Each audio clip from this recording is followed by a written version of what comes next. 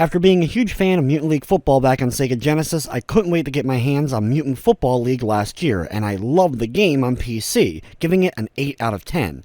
Now, a year later, all the DLC and the Dynasty Mode have been released, and now we have the Mutant Football League Dynasty Edition. But does this one end up winning the Mutant Bowl, or is it a miserable Mutant Meltdown?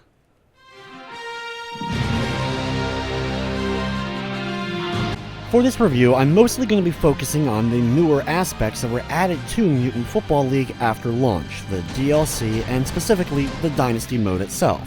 The Dynasty Mode adds the ability to take a Mutant Football League team and play them for multiple years in a row, improving the players along the way, trading players, sign free agents, and try to win as many of the Mayhem Bowls as you can. The non-Dynasty Mode DLC that was added later on included new species of playable mutants, including the Rampaging Werewolves, which I love them, as well as 4 other teams, the Carcass City Creeps, New Gorland Zombies, which absolutely has one of the coolest arenas I think in the game, the heavy metal music-inspired Full Metal Mayhem, and then the parody of the Jacksonville Jaguars, the Crackson Skull Jugulars, which I quickly selected to be my team for the Dynasty Mode, including their quarterback, Jake Jordals. The teams, arenas, players just all add to the overall atmosphere of Mutant Football League. It's funny, it's a parody, it's a little bit crude at times. There's even options to tweak things like the violence or adult language if it's not your thing. I, however, still find the commentary absolutely hilarious. There's new lines that were added for Dynasty Mode and such, so still a joy to listen to. As far as the Dynasty Mode itself, the team you select, you'll have a team of basically no-stat players. You have to earn money each week by winning games in order to improve your characters. Now, you start off with a default budget. You can go and spend it and buy a few key free agents, including some all-star players making their return to the series, or you can just kind of wing it with the players that you have and do your best.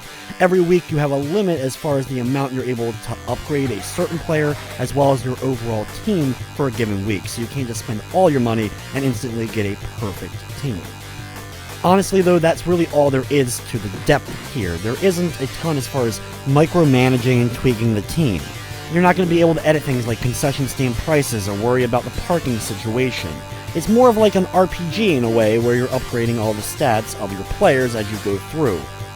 Each player also has individual goals that they can complete, which will also be able to level them up. So there's actually a decent amount of depth as far as upgrading the players and such, just not as much as far as editing the team itself. Honestly though, there was more here than I was expecting. You also get nice little prompts as far as dialogue with your players for things like win streaks, or if you're lucky enough to have your team right off the bat go instantly into the playoffs. Once you finish up a season though, you just go right into the next one. There's not really an off season, there's no draft or anything like that either. You stick with the players and team that you have, and then you just kind of keep upgrading them and keep going and trying to do your best. One thing that I wish though was a way to change the options. When you start a Dynasty Mode, you have to select how long the quarter is, how much violence, and the difficulty. These things cannot be tweaked, though it would be really nice if you could tweak them between seasons at the least. This way, once you conquer the easier difficulty, you can move it up with the team you've already been working on, so it feels more like progression instead of having to start things all the way over from the very beginning, though that's still fun to do. From the technical side of things, I didn't run into any major glitching, but the game did crash on me after finishing up a game twice. I didn't lose any data or have anything corrupted or anything, but it did end up doing that blue screen.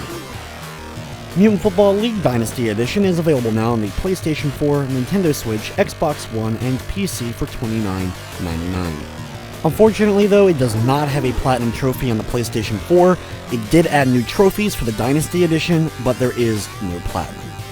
Overall, Mutant Football League is a blast to play. You can play it single player, local multiplayer, online multiplayer. You have a single season, the Dynasty Mode, really cool creative teams with plenty of humor and parody for the players and in the commentary itself, and it's a great revival of a classic series.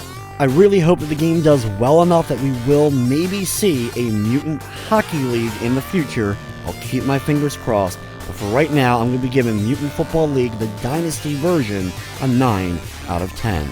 That's going to wrap up this review though. I'd like to thank you for watching, and of course, I hope you enjoyed.